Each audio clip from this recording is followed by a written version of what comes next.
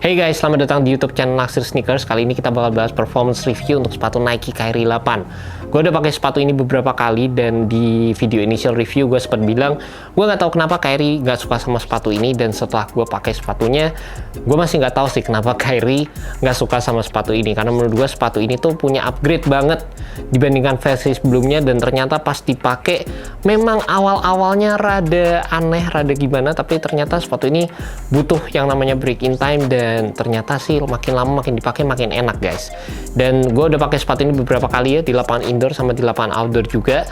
Dan seperti biasa kita mulai dari traction-nya dulu.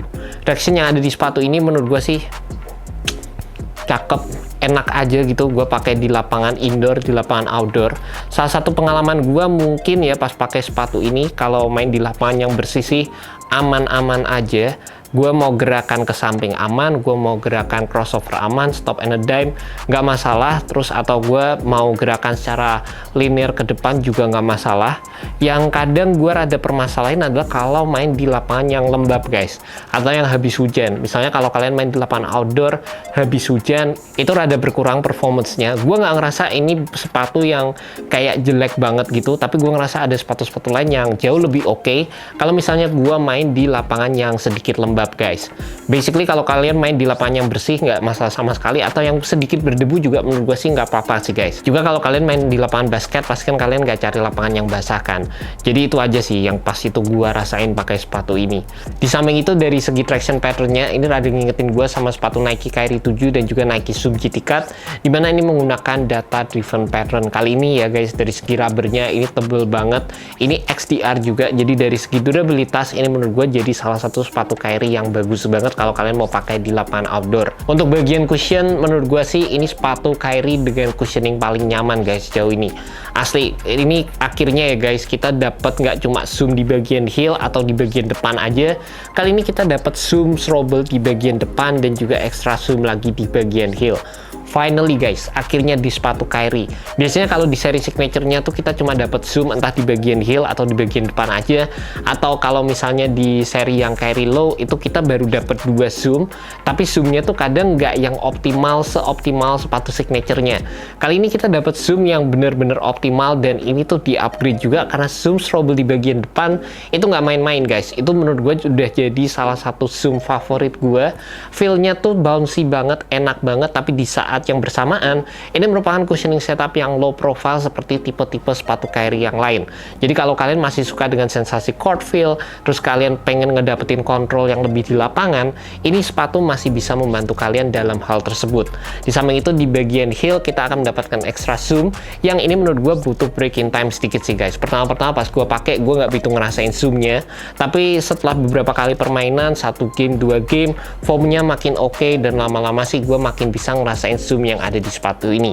Intinya kalau kalian bener-bener landing tepat di bagian heel, ini zoom baru bisa bekerja dan memberikan impact protection tepat seperti apa yang kalian butuhkan guys. Di sepatu Nike Kyrie 8 kali ini Nike kembali lagi dengan rounded outsole yang bisa dibilang cukup ekstrim guys.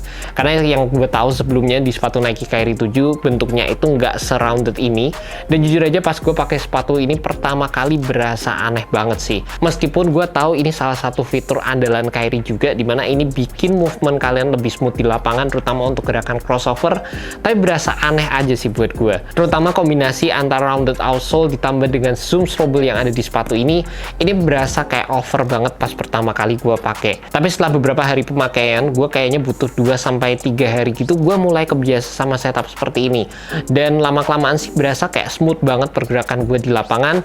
Heel to toe transition yang dikasih dari sepatu ini juga menurut gue sih bagus banget. Di samping itu, meskipun sepatu ini memiliki rounded outsole, dari segi stabilitasnya sendiri gue juga nggak permasalahin guys. Base yang ada di sepatu ini sebenarnya cukup lebar, jadi dari segi lateral movement nggak masalah sama sekali.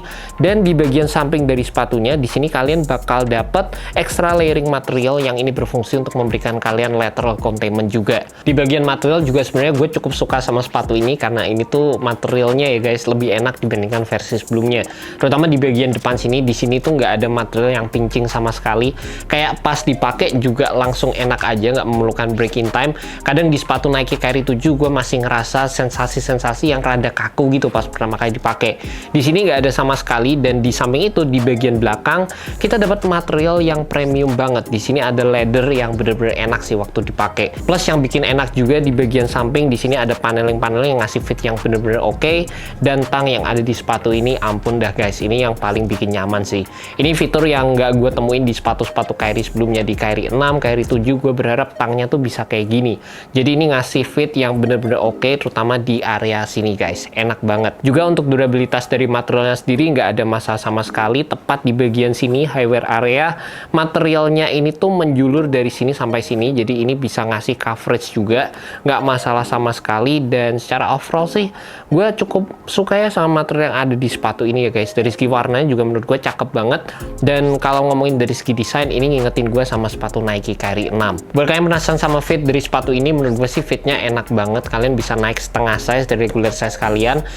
Bagian samping menurut gue sih aman-aman aja, tapi bagian depan berasa rada pendek guys, seperti Kyrie sebelumnya lah guys. Kalian bisa samain aja sama sepatu Nike Kyrie 6 atau sepatu Nike Kyrie 7 yang dulu udah kalian punya.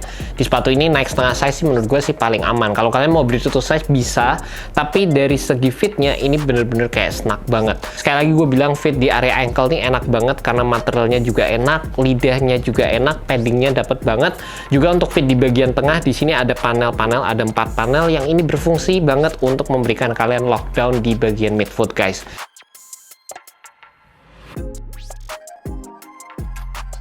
Di bagian supportnya sendiri menurut gue sih sepatu ini standar aja, nggak lebih nggak kurang. Kayak mostly ini dibantu dari fit yang ada di sepatu ini. Kalau fitnya bagus, fitur-fitur yang lain juga ikut keangkat guys. Pertama kalian bakal dapet heel counter, terus kalian bakal dapet base yang cukup lebar, itu ngebantu banget meskipun sepatu ini punya rounded outsole.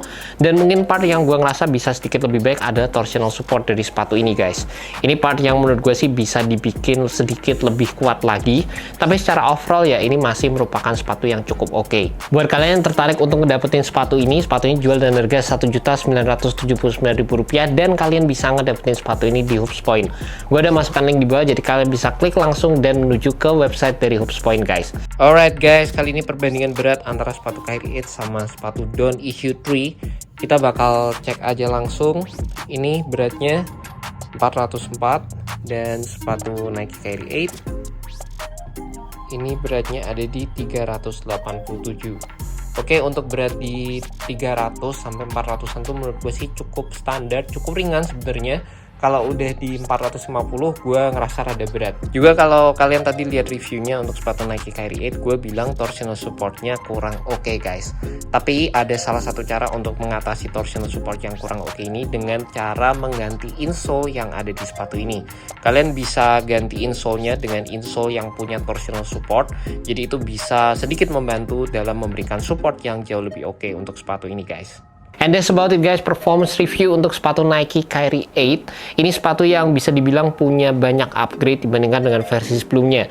Dari segi cushion menurut gue sih ini enak banget, dari segi material juga bagus, dan fit yang ada di sepatu ini tangnya asli enak banget sih guys. Cocok buat kalian dengan tipe permainan yang shifty seperti Kyrie Irving, mementingkan court feel dan juga mementingkan pergerakan yang fluid banget di lapangan. And that's about it, thank you so much buat kalian yang udah nonton video kali ini. See you next video guys, jangan lupa subscribe, like, dan share video ini ke teman-teman kalian yang cinta sneakers seperti gue. Well guys, thank you so much, have a good one, peace.